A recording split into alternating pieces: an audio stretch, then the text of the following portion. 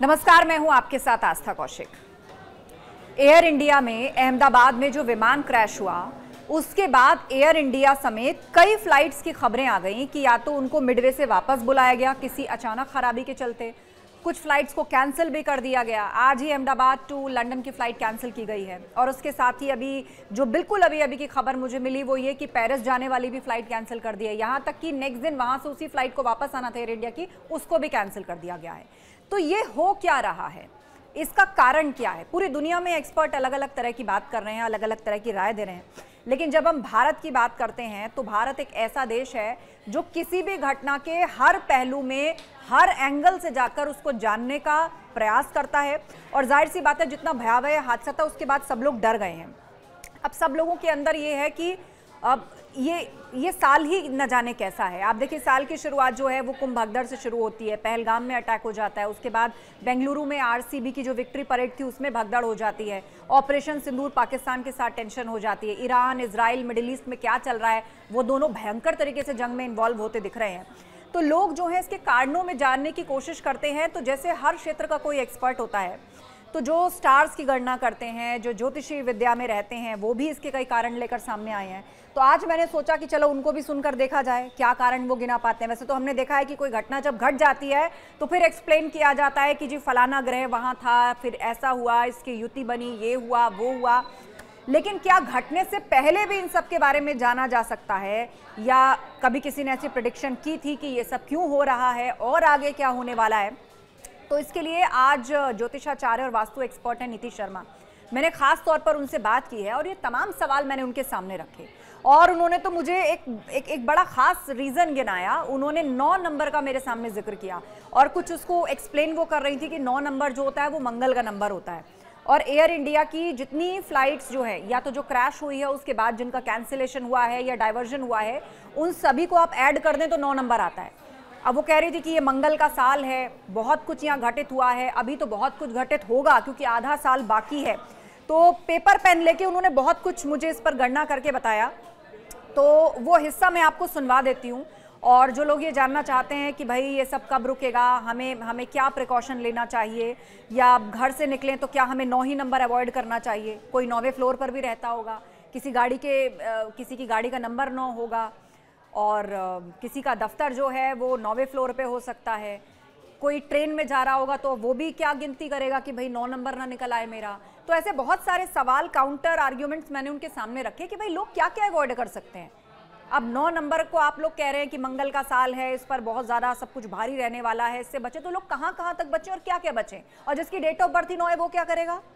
ये सब कुछ मैंने उनके सामने रख दिया। अब मैं आपको सुनवाती हूँ कि उन्होंने उसको कैसे एक्सप्लेन किया और क्या जवाब उन्होंने दिया। मंगल का साल है, अमंगल करेगा। मंगल और केतु की युति अभी 28 जुलाई तक बनी हुई है, तो ये युति ही इस समय ऐसी बन रही है जहाँ पे मास डिस्ट्रक्शंस चल रही हैं। सोनम और राजा रघुवंशी के केस में दोनों मांगलिक थे, लेकिन आइडियल मैच नहीं था क्योंकि एक का मंगल पॉजिटिव था, एक का नेगेटिव था। I am openly saying on the planetary position कि देयर आर पॉसिबिलिटीज कि हमारे एयर स्पेस में कुछ ना कुछ चीज़ें सैबोटाज की गई हैं इस तरीके की मास डिस्ट्रक्शंस के लिए। नमस्कार, मैं हूं आपके साथ आस्था कौशिक। पूरे विश्व में अलग अलग तरह की घटनाएं इस वक्त हो रही हैं जो सबका ध्यान खींच रही हैं। कहीं जंगलों में आग लग रही है, कहीं विमान हादसा हो गया है, कहीं पर जंग के आसार हैं तो कहीं जंग चल रही है और स्थिति बढ़ती जा रही है। और स्थिति यहाँ तक आ पहुँची है कि ऐसा लग रहा है कि कहीं पूरा विश्व 2 गुटों में जाकर ना बट जाए, जैसा हमने विश्व युद्ध यानी वर्ल्ड वॉर्स के टाइम पे पूर्व में देखा है। ये सब कुछ क्यों हो रहा है? पूरी दुनिया में एक्सपर्ट्स इसको अपने अपने तरीके से समझा रहे हैं। कोई डिप्लोमेसी के एंगल से समझा रहा है, कोई नेशनल सिक्योरिटी के एंगल से समझा रहा है, कोई किस देश की क्या नीति है, उसके क्या एम्बिशंस हैं, उस आधार पर अपनी राय रख रहा है। तो ऐसे में जब अलग अलग क्षेत्रों की बात होती है तो भारत के अंदर स्टार्स को पढ़ना, ज्योतिषीय विद्या, वो क्या कह रहे हैं उसके भी आकलन सामने आते हैं। और इस वक्त चर्चा के लिए मेरे साथ एक ऐसी ही मेहमान है, हमारे साथ नीति शर्मा जी हैं, मशहूर ज्योतिषाचार्य हैं और वास्तु एक्सपर्ट है। बहुत स्वागत है नीति जी आपका।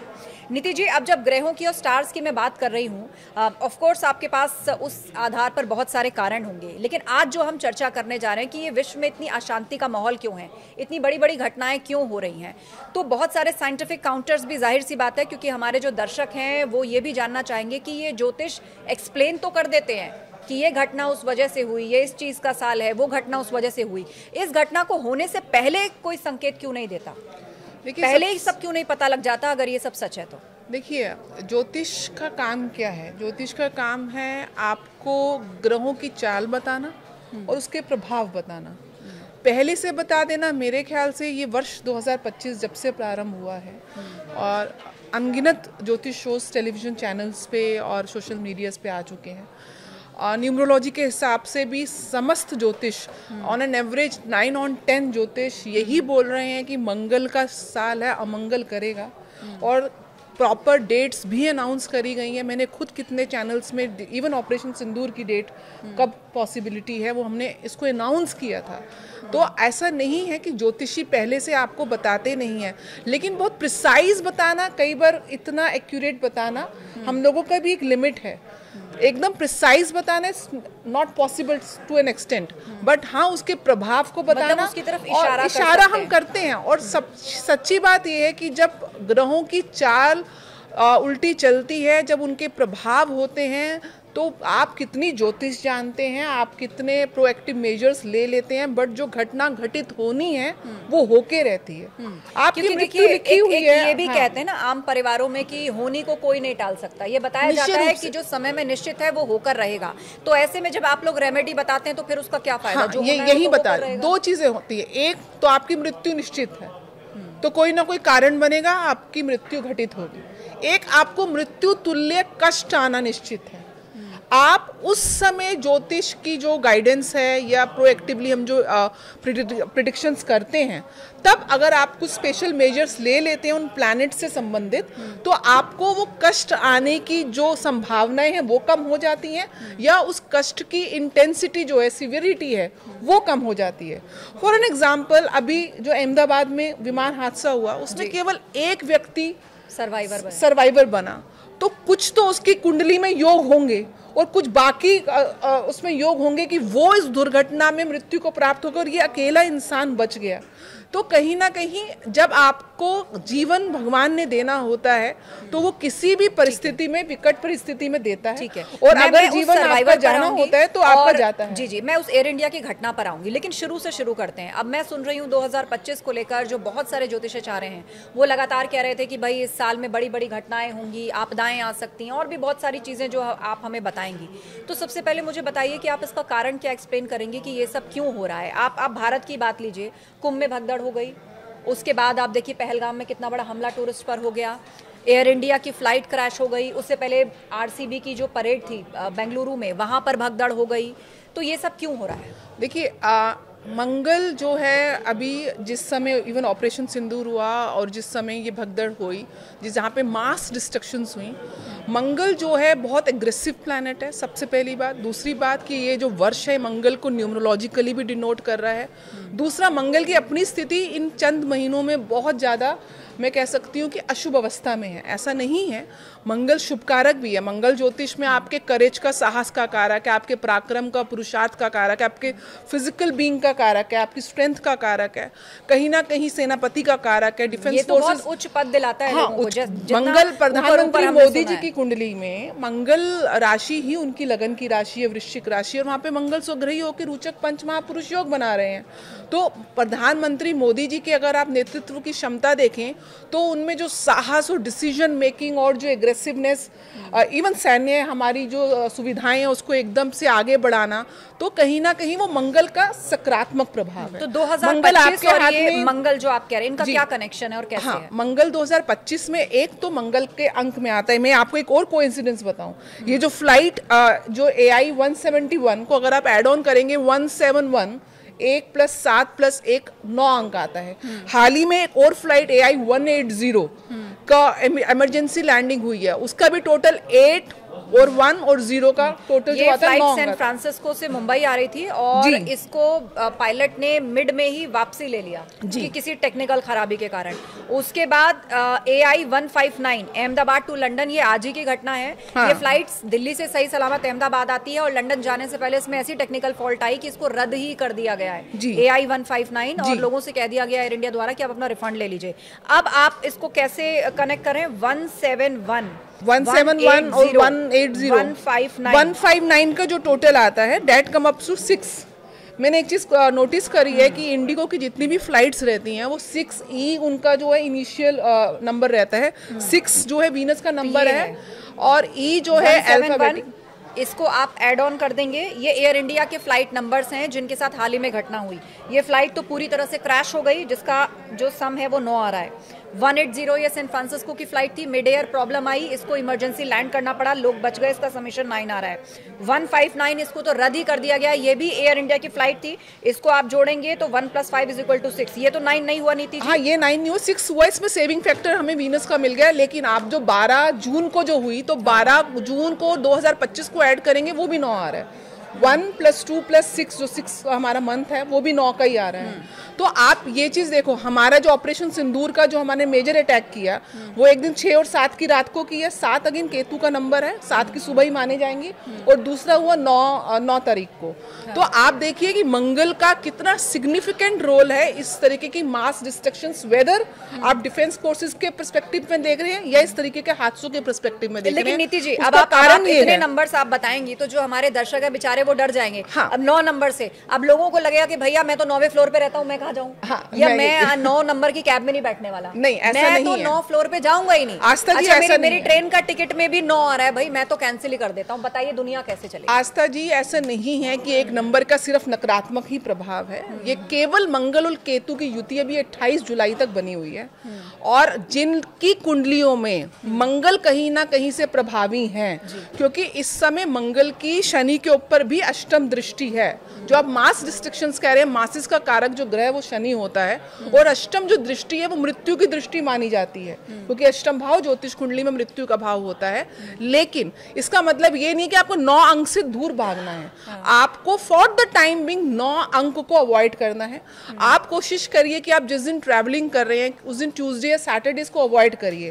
पर आपको अगर करना निश्चिंत ही है, आपको जाना ही है, आप रेगुलर ट्रैवलर हैं, आपका काम ही बिजनेस का ऐसा है कि आपको रोज ट्रैवलिंग करनी है, तो ज्योतिष शास्त्र को देखिए, जिस प्रकार से वेदर फोरकास्ट होता है और आपको बताया जाता है कि आज बारिश होने वाली है तो आप पहले से अपने पास छतरी लेके चलते हैं। ऐसे ज्योतिष शास्त्र में आजकल ऐप्स हैं आप लोगों के पास, आप पंचांग खोलिएगा, पंचांग में हर रोज दिशा शूल नाम का एक सिद्धांत है कि आपको कौन सी दिशा की तरफ यात्राएं आज के दिन करना वर्जित है।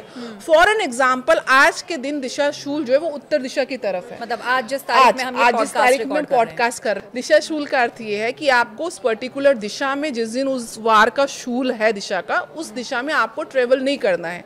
बट लेकिन फॉर इंस्टेंस आपको तो रोज ट्रेवल करना है, आपको रोज ऑफिस के लिए निकलना है, ऐसे लोग आपका ऑफिस है ही नॉर्थ डायरेक्शन की तरफ, तो दिशा शूल पहली बात तो एक ही दिन होगा जो नॉर्थ डायरेक्शन की तरफ होगा। उस दिन क्या करना चाहिए लोगों? उस दिन आपको नॉर्थ के ठीक ऑपोजिट डायरेक्शन होती है साउथ। जब आप घर से निकले तो 10 कदम साउथ की तरफ निकल के फिर आप नॉर्थ की तरफ निकल सकते हैं। तो ये छोटा सा, बहुत छोटी सी रेमेडी है कि आप उस दिन चार्ट खोलें, पंचांग खोलें, जिस प्रकार से आप रोज सुबह आप वेदर फोरकास्ट देखते हैं, आप अपने घड़ी में टाइम देखते हैं, ऐसे ही आप उस दिन का पंचांग देखिए कि आज के दिन दिशा शूल किस दिशा की तरफ है। और अगर आपकी यात्रा उस दिशा की तरफ उस दिन निश्चित है तो उसकी ऑपोजिट डायरेक्शन में आप 10 कदम निकल के और हनुमान जी का नाम निकल के, अभी एक मैं वीडियो देख रही थी, धीरेन्द्र शास्त्री जी फ्लाइट में हनुमान चालीसा का वाचन कर रहे थे और उन्होंने तो कोई चौपाई भी बताई है कि जिसको डर लग रहा है वो फ्लाइट में बैठने से पहले निश्चित रूप से हनुमान जी को पवन पुत्र की संज्ञा दी गई है। तो जितनी भी एयर हम ट्रैवलिंग करते हैं वहाँ पे पवन का यानी कि वायु का विशेष रोल है। तो कहते हैं कि पवन पुत्र का नाम लेके अगर आप अपनी यात्रा, विशेष रूप से हवाई यात्रा से पहले अगर आप भगवान हनुमान जी का स्मरण करते हैं, पवन पुत्र का स्मरण करते हैं, ओम हं हनुमते नमः या हनुमान चालीसा का पाठ करते हैं, अगर कोई विशेष संकट आपके ऊपर आने वाला है, हम सब पे नहीं आएगा, लेकिन किसी की अगर मृत्यु तुल्य कष्ट लिखा है, किसी की मंगल की दशा अंतरदशा चल रही है, या शनि की 7.5 का प्रभाव चल रहा है, या कुछ सूक्ष्म दशाएं ऐसी आ रही हैं जो आपको कष्ट दे सकती हैं। देखिए, जीवन हम सबको एक दिन जाना है, कष्ट आते हैं जाते हैं, ये समय की गणना काल गणना को हम नहीं रोक सकते हैं, लेकिन उसके जो प्रभाव हैं उनको हम दुष्प्रभावों को कम कर सकते हैं।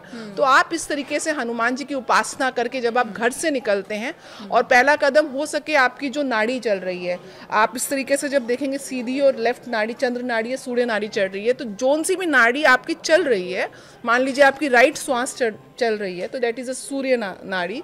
तो आप पहले राइट पांव घर से बाहर निकले, छोटे छोटे से दिनचर्या में लाने वाले ये उपाय हैं जो आपको इन जनरल हेल्प करते हैं। नीति जी, एक और सवाल है कि ये जो अहमदाबाद वाली फ्लाइट क्रैश हुई है, इसका क्या मंगल से कनेक्शन है, और अगर है तो क्या 242 लोग इसमें सवार थे, 242, क्या सभी का मंगल खराब था, एक को छोड़ के?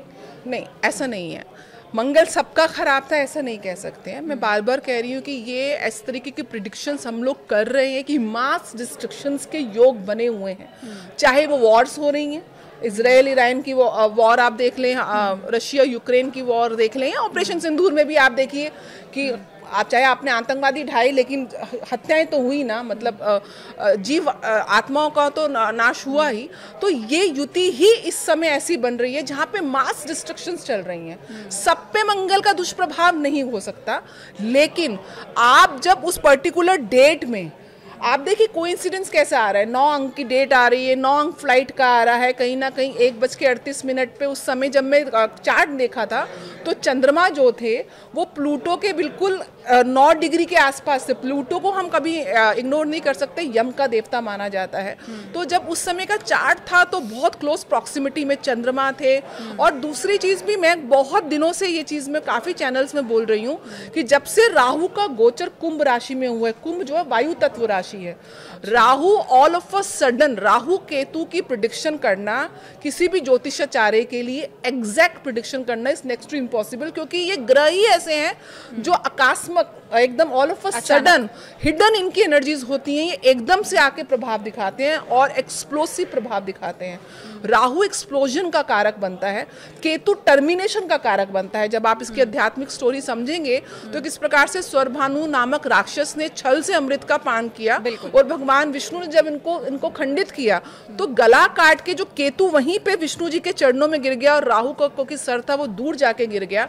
तो आप देखिए कि किस प्रकार से टर्मिनेशन का काम केतु की प्रेजेंस में होता है। और एक चीज मैं और बताना चाहूंगी आस्था जी, हम इस चीज को इग्नोर नहीं कर सकते, राहु आर्टिफिशियल इंटेलिजेंस और टेक्नोलॉजी को भी डिनोट करता है और केतु कोडिंग को डिनोट करता है।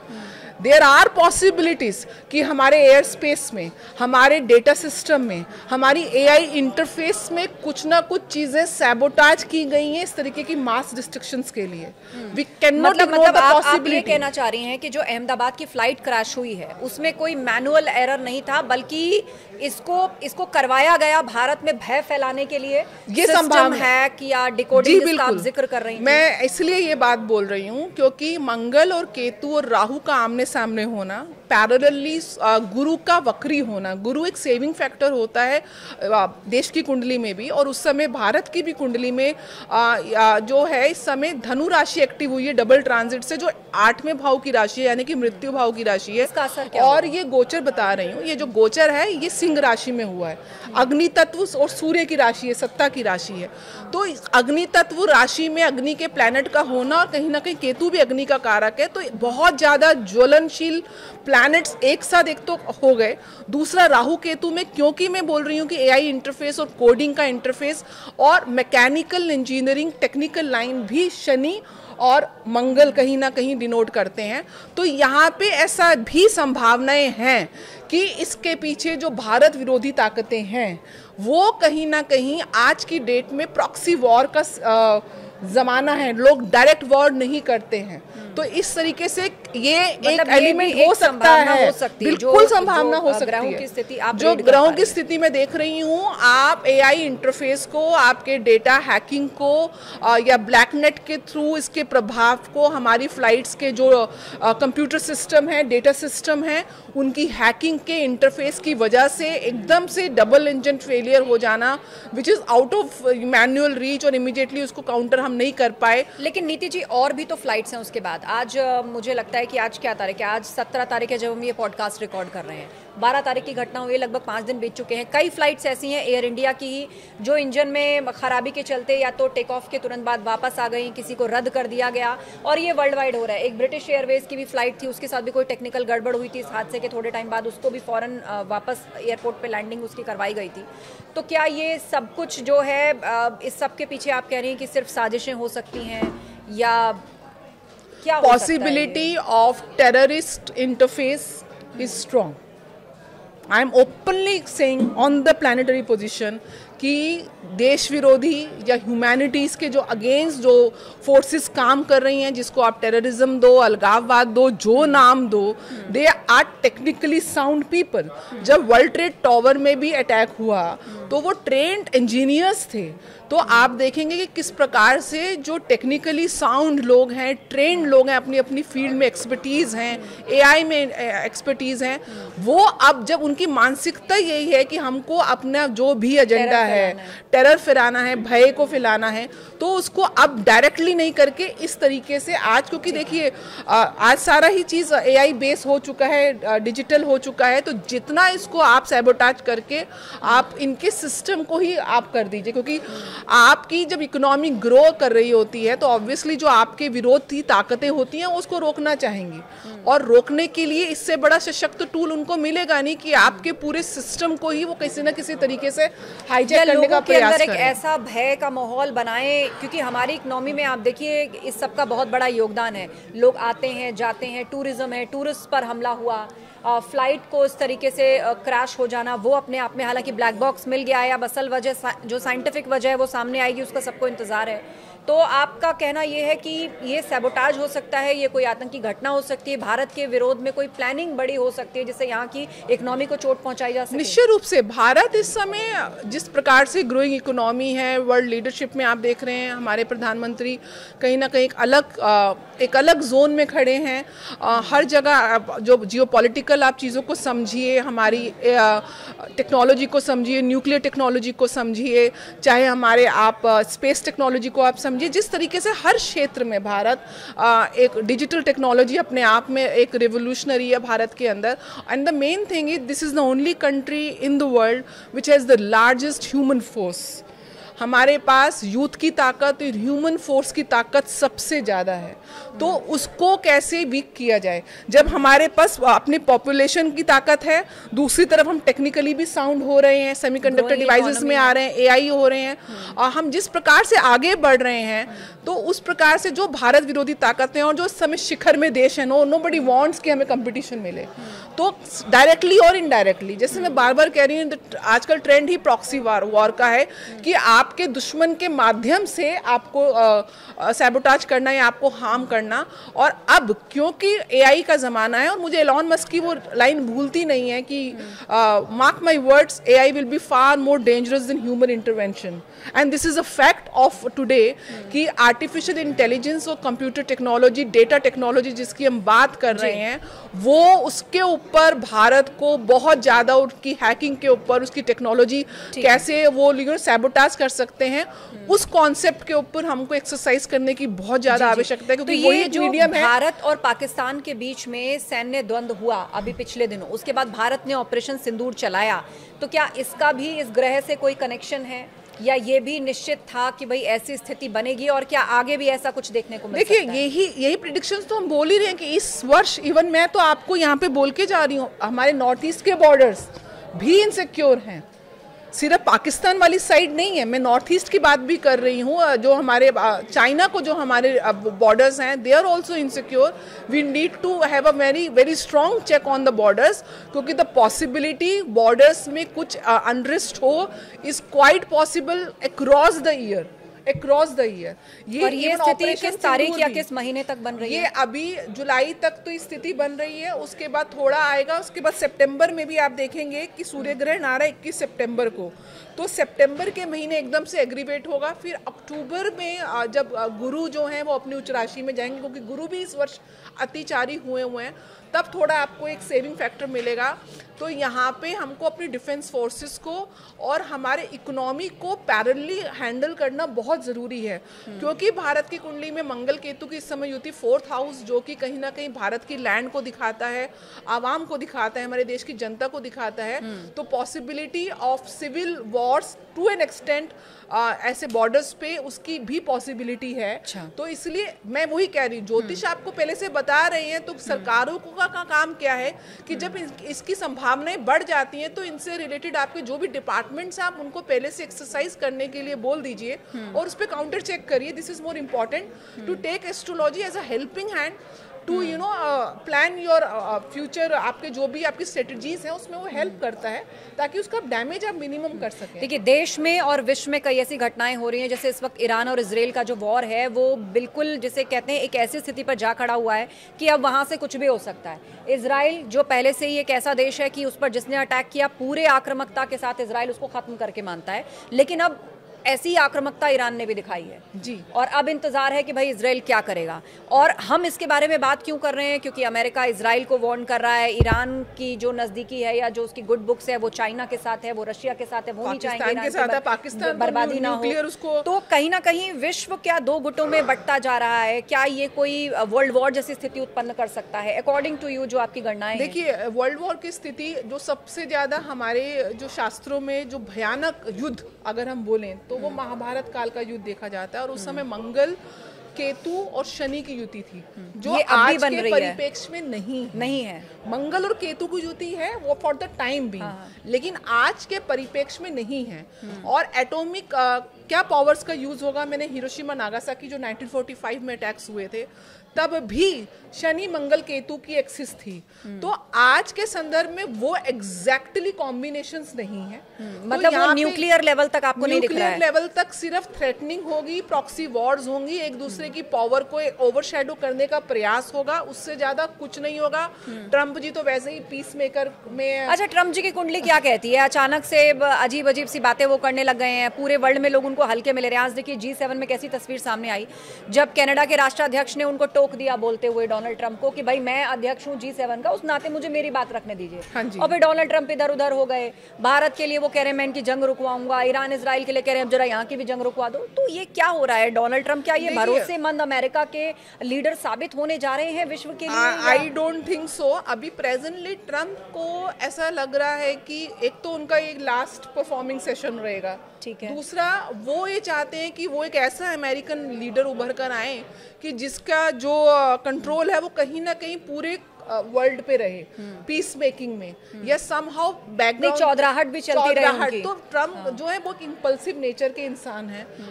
जिस प्रकार से इलॉन मस्क ने उनको सपोर्ट किया और अब आप देख रहे हैं कि किस प्रकार से उनके आपस में वहाँ भी विच्छेद हो रहे हैं, तो ही इज़ वेरी एक समझ अवसरवादी इंसान है।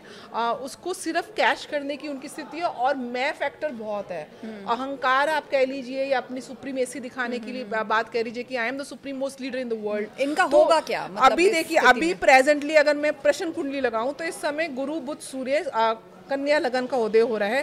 प्रेजेंटली ट्रम्प जो हैं वो अपनी इमेज पे इतना ज़्यादा कॉन्शियस हैं कि उसको वर्ल्ड लेवल पे उसको एक प्रकार से उसको आउटशाइन करने का प्रयास करेंगे। लेकिन चंद्रमा और राहु की युति है, चंद्रमा मन का कारक है और राहु चंद्रमा पे ग्रहण लगाता है, यानी कि मानसिक तौर पे ट्रम्प का balance is not good. His intellectual जो सपोर्ट है डेट इज गुड, बट अगर इमोशनली लेवल पे मैं समझूं तो ट्रम्प के जो डिसीजन मेकिंग बहुत जल्दी फैसले बहुत जल्दी, क्योंकि मंगल की भी दृष्टि आ रही है, मंगल केतु के साथ वैसे युति में है। तो ओवरऑल देखेंगे कि इसका डिमेरिट ट्रम्प की जो लॉन्जेविटी है, उनकी जो कार्यकाल है वहाँ पे, उस पर बहुत नेगेटिव पड़ने वाला है। अच्छा, आपने लॉन्जेविटी की बात करी तो प्रधानमंत्री मोदी को लेके भी, मतलब मैं तो सुन ही रही थी अलग अलग ज्योतिषाचार्यों को, तो बहुत से लोगों ने ये भी कहा है कि वो ये कार्यकाल पूरा नहीं करेंगे। कुछ लोगों ने तो तारीख भी दी है कि जी 2027। अब भारत में इतनी बड़ी बड़ी घटनाएं हो रही हैं, आप देख रहे हैं कि विपक्ष भी अलग अलग तरह के सवाल, जाहिर सी बातें खड़े कर रहा है। तो इस 2025 और इस प्लानिटरी सिचुएशन को देखकर आप प्रधानमंत्री मोदी के बारे में क्या बताएंगे? देखिए, मोदी जी की कुंडली में मंगल की महादशा चल रही है। अच्छा, मंगल, इसका क्या मतलब होता है? मंगल में बताती हूँ, जैसे मंगल के अमंगल की बात कर रहे हैं, मंगल के में मंगल की बात कर रहे हैं। अच्छा। क्योंकि उनका Mangal is the best planet in his chart. क्यों? एक तो वो लगन लॉर्ड है। ऋषि पराशर कहते हैं कि लगन और लगन लॉर्ड से ज्यादा इंपॉर्टेंट आपकी कुंडली में कोई प्लैनेट नहीं है, and which is universally applicable to all the कुंडलीज। नंबर 1, मंगल जो हैं वो स्वग्रही होकर लगन में बैठे हैं।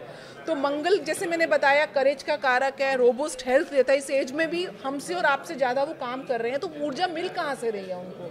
वो ऊर्जा वो मंगल ग्रह ही दे रहा है जो लगन में बैठा हुआ है। रुचक नाम का पंच महापुरुष योग बना रहा है, साथ में चंद्रमा नीच के बैठ के उनका नीच भंग हो रहा है, और यहाँ चंद्रमा उनके भाग्येश हैं।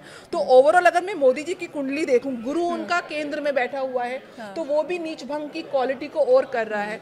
सूर्य और बुध की युति लाभ भाव में बनी हुई है, और केतु के साथ है। केतु जहाँ पे डिस्ट्रक्टिव प्लैनेट है, केतु वहीं पे लिबरेशन का भी, मोक्ष का भी कारक है, कहीं ना कहीं आपको बहुत प्रिसाइज जो है इंटेलेक्चुअल देता है। तो 2025 में मोदी जी की कुंडली क्या कह रही है? ये जो 9 नंबर है या जिस मंगल का आप जिक्र कर रहे हैं। देखिए, 2025 में तो मोदी जी कहीं कुछ भी नहीं जा रहे हैं। 2026 में 25 मई से लेके 20 अक्टूबर तक मंगल में केतु की अंतर्दशा जरूर आएगी। वो टाइम उनको थोड़ा अपनी हेल्थ का, या जो उनके जो हेल्पिंग हैंड्स हैं उनके साथ उनका मतभेद हो सकता है, उनकी अपनी कोर टीम में डिस्टर्बेंस आ सकती है। अच्छा। कह सकते हैं उनका नेटवर्किंग सर्कल में, लेकिन वो सत्ता से जा रहे हैं। ऐसा योग मुझे 2029 तक नहीं दिख रहा। पूर्ण रूप से 2028 के एंड तक, मतलब नेक्स्ट कमिंग इलेक्शंस तक, वो अपना पूरा पूर्ण काल करके जाएंगे। उनको कहीं से भी, मेरी जो ज्योतिषीय गणना है, मैं और किसी की बात नहीं कर सकती, ये कुंडली जहां तक मैं समझती हूँ काफी एक्यूरेट है। मोदी जी कहीं नहीं जा रहे हैं, वो सशक्त तरीके से देश को आगे बढ़ाएंगे। और आने वाले समय में मैं आपको ये और बता रही हूँ, भारत का स्वर्णिम काल प्रारंभ होने वाला है। अच्छा। और वो भी उसके पीछे भी ग्लोबल लीडर जैसा कुछ, या मतलब ग्लोबल लीडरशिप मौजूदा परिस्थिति से उबर जाएगा in terms of economy. In terms of economy, of course we are now the 4th largest economy of the world. But मुझे क्या लगता है, आने वाले समय में, क्योंकि मंगल की महादशा भारत में प्रारंभ होने वाली है, मैं बार बार बोल रही हूँ, मंगल आपकी सैन्य शक्तियों को दर्शाता है। आपकी जो डिफेंस फोर्सेज हैं, आप देखिएगा, चाहे लॉजिस्टिक है, चाहे डिफेंस फोर्सेज हैं, चाहे हमारे डिफेंस के इक्विपमेंट्स हैं। एक पीओके आ जाएगा भारत में, पीओके ऑपरेशन सिंदूर फिर चलेगा। Operation Sindoor is on hold. Operation Sindoor फिर से एक्टिव होगा। और ये जो हवाई दुर्घटनाएं आ रही हैं, मुझे क्या लगता है कि कुछ ना कुछ जो टेररिस्ट हैं वो कुछ ना कुछ इनडायरेक्टली आपको हार्म करने का प्रयास करें, जो बाय द टाइम हमारी इंटेलिजेंस एजेंसी जब डिकोड करेंगी, तो एक चीज तो मोदी जी ने क्लियर कर दी है कि any act of terror will be considered as an act of war. If the act of terror is, अगर ये एस्टैब्लिश होता है, एस्टैब्लिश हो जाएगा, ये कोई सैबोटाज है, तो मतलब भारत छोड़ेगा नहीं। भारत नहीं छोड़ेगा। और इस वर्ष पीओके आने की संभावनाएं by the end of the year काफी हैं। दैट टू हम अटैक नहीं करेंगे पीओके पे, पीओके खुद ही विलय होगा। देखिए, भारत तो बड़ी इंटरेस्टिंग बात है। इसलिए इंटरेस्टिंग मैं बता रही हूँ क्योंकि भारत जो है, दिस इज बिना सेना को, मैं बता रही, मल्टी डायमेंशनल वॉर में है हम। डिफेंस फोर्सेस का एक्शन एक है, दूसरी तरफ जो इंडस वाटर ट्रीटी हमने उसको खत्म किया है, उसकी वजह से जो पाकिस्तान में पानी, बिजली, रोटी, जो इकोनॉमी का संकट आया हुआ है वो, क्योंकि देखिए वर्ल्ड बैंक से उनको फंडिंग मिल गई है लेकिन पानी नहीं मिला है। आप समझिए, और वो फंडिंग कहाँ जाएगी? वो फंडिंग पाकिस्तान के एक रिस्ट्रिक्टेड या आर्मी ऑपरेशंस में जाती है या टेररिस्ट ऑपरेशन में जाती है। लोगों तक, वहाँ की आवाम को उसकी फैसिलिटीज नहीं मिलती हैं। This is the reason Pakistan के अंदर जो सिविल वॉर्स की स्थिति है, बालूचिस्तान का आप हाल देख रहे हैं, सिंध का हाल देख रहे हैं, तो अंदर जो सिविल राइट्स होंगी, तो POK wants to be a part of India, लेकिन डिप्लोमेटिकली अभी इंडिया उसको उतना नहीं लेगा। रीजन बिहाइंड आपके ऊपर लाइबिलिटी भी बढ़ती है। बिल्कुल। और वहाँ की जो पॉपुलेशन है, जो हमने और जो जनरेशन है, वो बहुत ज्यादा पाकिस्तान के साथ प्रभाव में रही है। जो पैरेलल जो हमने डेलीगेशंस भेजी हैं, भारत वो डिप्लोमेटिकली इसको पाकिस्तान के मुद्दे को हैंडल कर रहा है कि उसकी इकोनॉमिकली कमर तोड़े, उसकी सोशल कमर तोड़े, उसकी पॉलिटिकल स्ट्रेंथ को वीक करे, उसकी डिफेंस स्ट्रेंथ को वीक करे, और उसके जो असली एजेंडा है, जो टेररिज्म को वो जो उसने बेस बना रखा है, उसको वर्ल्ड फ्रंट पे लाए। तो कहीं ना कहीं वो diplomatically we are in the state of war, but in a diplomatic, not only like through defence, सिर्फ वेपन्स से नॉट अ नहीं हो वेपनरी रहा है। वॉर। अच्छा, ये जो हवा में दुर्घटनाएं हो रही हैं या हवा में एक्सप्लोजन हो रहे हैं, चाहे वो देश टू देश मिसाइलें जा रही हों, चाहे वो बॉम्ब जा रहे हो, ड्रोन जा रहे हो, या फिर विमान हादसे हो रहे हो, या होते होते रह जा रहे हो, तो क्या ये संकट सिर्फ हवा का संकट है या पानी का भी कोई संकट है? जल से भी कोई संकट आ सकता है, थल से भी कोई संकट आ सकता है। इस कैलकुलेशन के अकॉर्डिंग प्राकृतिक आपदाओं का ये वर्ष है, उसमें हम डिनाई नहीं करेंगे। और आप देख रहे हैं कि जहाँ बारिश हो रही है वो भी एक्सटेंसिव हो रही है, तो कहीं ना कहीं पानी से भी सुनामी जैसे संकट आने की संभावनाएं हैं। लेकिन इस पर्टिकुलर काल में दो संकट प्राइमरी हैं, एक आगजनित या आक्रमण या टेररिस्ट अटैक, दूसरा हवा से संकट, एयर स्पेस से रिलेटेड संकट। चाहे हम जैसे विमान देख रहे हैं, अगर आप इनकी परसेंटेज देखेंगे तो हवा से संकट, आगजनी के संकट कंपैरेटिवली ज्यादा होंगे। ये इंडिया की बात करें, पूरे विश्व की बात करें, ग्लोबल में, और उसमें भी जो नॉर्थ और eastern part of the globe है और जो मिडिल ईस्ट है, वहां पे संकट ज्यादा दिख रहा है। समाज में भी बहुत उथल पुथल मची हुई है। 2025 में ऐसे ऐसे केसेस आ रहे हैं। अब आप देखिए, मेरठ में अपने प्रेमी के साथ मिलकर अपने पति के टुकड़े करके नीले ड्रम में एक लड़की ने भर दिए। हाल ही में देखिए मध्य प्रदेश में जो हत्याकांड हुआ है, उसमें भी कहा जा रहा है कि वो मांगलिक थी लड़की। जी। तो उसने अपने पति के लिए कॉन्स्पिरेसी करी, हनीमून पर ले गई, वहां उसकी हत्या कर दी। एक और हत्या वो प्लान करना चाह रही थी। तो इसका भी कोई कनेक्शन है कि समाज में उथल पुथल, लोगों की मानसिकता, और एक जो फीमेल का एग्रेशन है, उसको लोग इंटरप्रेट कर रहे हैं कि भाई पहले तो विक्टिम थी, लॉज इनके फेवर में बन गए, स्ट्रॉन्ग लॉज, लेकिन आज देखिए इस तरह की भी घटनाएं हो रही हैं कि पुरुष मारे जा रहे हैं। देखिए, बहुत ज़्यादा आप जेनरिक नहीं कर सकते हैं, हाँ, लेकिन हाँ, महिलाओं का एक पीड़ा रही है ओवर द ईयर्स। आप कहीं this is the only reason, no, this is not the only reason. व्यक्तिगत रीज़न हो सकते हैं। सोनम की कुंडली मैंने देखी है, उसकी कुंडली में नीच के मंगल है, मांगलिक है लेकिन नीच के मंगल है। तो कहीं ना कहीं उनकी कुंडली में मंगल का दुष्प्रभाव है। मैंने कहा ना, सकारात्मक प्रभाव है। एक मंगल आपको हाथ में बंदूक देता है, आप सेना, आप बॉर्डर्स पे जाके सेना में बैठ के आप रक्षा करते हो। दूसरा मंगल आपको बंदूक देता है, आप हत्या करते हो और अपराध करते हो, कॉन्स्पिरेसी। तो बोथ मंगल है पॉजिटिव। जब मंगल नेगेटिव एस्पेक्ट में होता है तो सोनम जैसा व्यक्ति बनाता है, जब पॉजिटिव एस्पेक्ट में होता है तो आपको सेनापति बनाता है। तो यहाँ पे बार बार मैं बोल रही हूँ कि मंगल की दुष्प्रभाव है आपके मन के ऊपर। एक जो, क्योंकि मंगल ओवर एक्सर्शन देता है, एंजाइटी का इशू देता है, कहीं ना कहीं चंद्रमा जब पीड़ित होता है तो डिप्रेशन का भी इशू आता है। तो आप देखेंगे जो इम्पल्सिव नेचर है, इमीडिएटली आप रिएक्टिव हो जाते हैं। अभी हाल ही में, अभी कल आज की न्यूज़ देख रही थी कि कहीं पार्किंग को लेके विवाद हुआ तो एकदम से मारना पीटना स्टार्ट हो गया। तो ओवरऑल आप देखेंगे कि मंगल के दुष्प्रभाव के कारण एक व्यापक रूप से हम सबके लोगों के अंदर एग्रेशन आता है, एग्रेशन आ रहा है, एक सहने की जो क्षमता है, पेशेंस कमजोर हो रही है। तो इसके लिए मैं जरूर बोलूंगी कि ज्योतिष में कुछ उपाय दिए गए हैं, मंगल के उपाय करिए। एक तो पानी का इंटेक बढ़ाइए, बिकॉज मंगल अग्नि है। अग्नि जो है, जो बहुत ज़्यादा ज्वाला है, वो जल के इंटेक से आपकी शांत होती है। तो लिक्विड का इंटेक बढ़ाइए। दूसरा, किसी न किसी फिजिकल एक्टिविटी में अपने आप को इन्वॉल्व करिए, चाहे आप जिम जाइए, चाहे योगा करिए, मेडिटेशन करिए, वॉक पे जाइए, मतलब do involve yourself in a physical activity so that कि मंगल की जो एक्स्ट्रा एनर्जी है वो आप पॉजिटिव डायरेक्शन में यूटिलाइज करें। तीसरा, जितना हो सके इस पर्टिकुलर समय में नॉनवेज को, अल्कोहल को, स्पाइसी फूड को, आप ऑयली फूड को अवॉइड करें, क्योंकि इसका हम कहते हैं कि जैसा आहार वैसा विचार। आपके जो आप खाना खा रहे हैं वो आपके विचारों को कहीं ना कहीं रूप से प्रभावित करता है। मंगल की दिशा साउथ डायरेक्शन मानी जाती है, दक्षिण दिशा यम की दिशा भी होती है, आपके पितरों की दिशा भी होती है, आपके नेम और फेम की भी दिशा भी होती है। तो क्या सोना भी सोच समझ के चाहिए कि कहाँ सर है, कहाँ जी बिल्कुल। सोने के लिए तो जो आइडियल डायरेक्शन है वो साउथ ही डायरेक्शन है। मतलब सर साउथ में होना चाहिए, सर साउथ की तरफ हो, क्योंकि आपका जो आपके अंदर आयरन है, जो अर्थ की ग्रेविटेशनल फील्ड है वो नॉर्थ टू साउथ जाती है। आपके अंदर भी आयरन है, मतलब लोहा तत्व है। तो जो आपकी जो डायरेक्शन है, फ्लो ऑफ ब्लड है, जब वो राइट डायरेक्शन में होगा तो आपके ऑर्गन्स ठीक से काम करेंगे।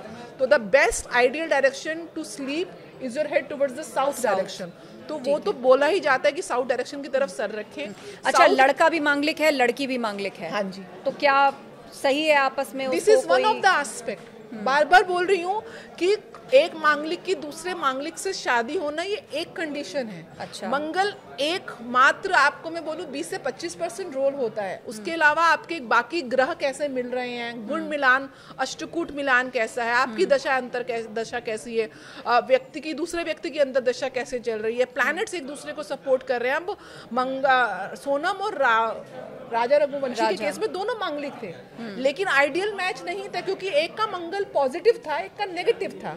तो आपको ये देखना है कि ऐसा ये जो एक अंडरलाइन कर देते कि मंगल की शादी, मतलब ये कोई थंब रूल नहीं है, ऐसी बहुत एस्ट्रोलॉजी में ये कोई थंब रूल नहीं है कि आप एक जना मांगलिक है दूसरा नॉन मांगलिक है, शादी अच्छी चल रही है। तो ऐसा this is not a thumb rule because there are other parameters also Mangal के अलावा जो आपको विवाह में कुंडली मिलान में कंसिडर करने पड़ते हैं। तो इसको हवा मत बनाइए। और मंगल कई बार बहुत सकारात्मक भी होता है, तो हमेशा नकारात्मक नहीं होता, वो कुंडली विशेष करके ही होता है। और उसके उपाय भी लिखे हैं, कुंभ विवाह है, मंगल के अनुष्ठान है, रक्तदान कर सकते हैं। तो इस तरीके की चीजें करके आप मंगल की जो नेगेटिव एनर्जी को कम कर सकते हैं। अच्छा ये बताइए, मिडिल ईस्ट में क्या होने जा रहा है? ईरान और इजराइल दोनों बुरी तरह अग्रेसिव हैं एक दूसरे पर। उनके देश बहुत सारे सपोर्ट में हैं, बहुत सारे विरोध में है। कौन किसके विरोध में, कोई किसी के साथ प्रॉक्सी खड़ा है, कोई आतंकी संगठन का इस्तेमाल कर। मिडिल ईस्ट में क्या होने जा रहा है? बहुत डिस्ट्रक्टिव है ये साल, मिडिल ईस्ट के लिए बहुत डिस्ट्रक्टिव है। और ईरान की कंपैरेटिवली स्थिति कमजोर होगी एज कम्पेयर टू इजराइल। वो अलग चीज़ है कि इजराइल भी वॉर में बहुत ज़्यादा दिनों से है, उसको जो लॉसेस हो रहे हैं। बट अगर मैं लॉन्ग टर्म में देखूं तो ईरान के losses are comparatively more as compare to Israel. और मिडिल ईस्ट में अभी डिस्टर्बेंस आप समझ लीजिए, जुलाई का पूरा महीना एग्रेशन रहेगा, उसके बाद सितंबर में एक फेज आएगा, अगस्त में थोड़ा नॉर्मलाइज होगा, सितंबर में फिर एग्रीवेट होगा। तो overall this year middle east के लिए बहुत डिस्टर्बिंग है।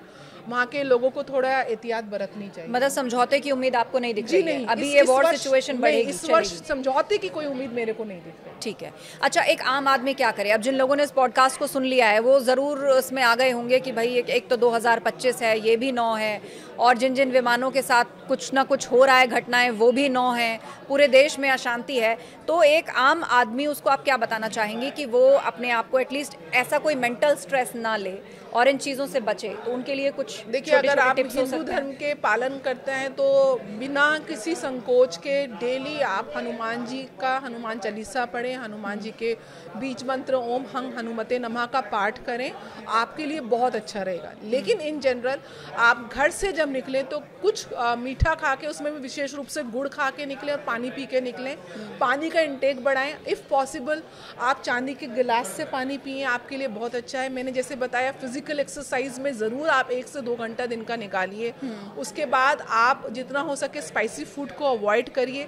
लाल चीज़ों का दान कर सकते हैं, लाल मसूर है, लाल कपड़े हैं मंदिर में, हनुमान जी को आप चोला चढ़ाएं और दिशाशूल का ध्यान रखें। घर से निकलते हुए भगवान का नाम लेके निकलें। ये छोटे छोटे अगर आप उपाय करते हैं तो मंगल के आप दुष्प्रभाव से बचें। और गुस्सा जब भी आए तो थोड़ी देर आप शांत हो जाइए, आप इमीडिएटली रिएक्ट मत करिए। ये समय आपके रिएक्शन के अगेंस्ट में जो एक्शन होगा वो 90% डिस्ट्रक्टिव होगा। तो प्रयास ये करें, सबके लिए है, ये ऑलमोस्ट इन जनरल है। तो फिर लोगों को तो अब ये भी चिंता सताएगी नीति जी कि भाई इस साल नौकरी में प्रमोशन होगा कि नहीं होगा, बिजनेस बढ़ेगा कि नहीं बढ़ेगा, प्रमोशन कैसे, या कोई नतीजा निकलेगा कि नहीं निकलेगा मेहनत का। प्रमोशन डिपेंड आपकी पर्सनल कुंडली, गुरु और बुध की स्थिति है। मंगल का नौकरी में प्रमोशन से इतना संबंध नहीं है जितना आपके नेचर को इम्पल्सिव और एग्रेसिव बनाने से संबंध है। आपको सिर्फ उस नकारात्मक ऊर्जा को सकारात्मक ऊर्जा में कन्वर्ट करना है। ऊर्जा के लिए कहा जाता है energy is never created not destroyed, it just changes one form to another. तो you just need to change the negative form of Mars into a positive form of Mars by exercising, by taking plenty of fluid. जितना आप पानी पिएंगे, जितना आप ध्यान साधना करेंगे और जितना आप अपनी वाणी पे कंट्रोल रखेंगे, जितना हो सके फाउल लैंग्वेज अवॉइड करें, खाने को अच्छा रखें, मंगल आपको दुष्प्रभाव देगा। हनुमान जी का नाम जपते रहें। आपको मंगल इनफैक्ट मंगलकारी भी होता है। बहुत सी कुंडलियों में मंगल आपको शिखर पे पहुंचाता है क्योंकि आपको वो बहुत ही पॉजिटिव करेज और साहस देता है to take decision in your life at the right time. तो उसको उसी डायरेक्शन की तरफ आपको डाइवर्ट करने की आवश्यकता है। बिल्कुल, और मिला जुला के मुझे जो समझ में आ रहा है वो यही है कि भाई अनुशासन नहीं छोड़ना है, आपको थोड़ा सेल्फ कंट्रोल ज़्यादा रखना है, अनुशासन नहीं छोड़ना है। ये वैसे भी ओवरऑल हेल्थ के लिए अच्छा है और अननेसेसरी के स्ट्रेस को भी अवॉइड करने के लिए अच्छा है कि आप किसी ना किसी एक्टिविटी में अपने आप को इन्वॉल्व रखें। बहुत बहुत शुक्रिया नीति जी हमारे साथ इस चर्चा में शामिल होने के लिए।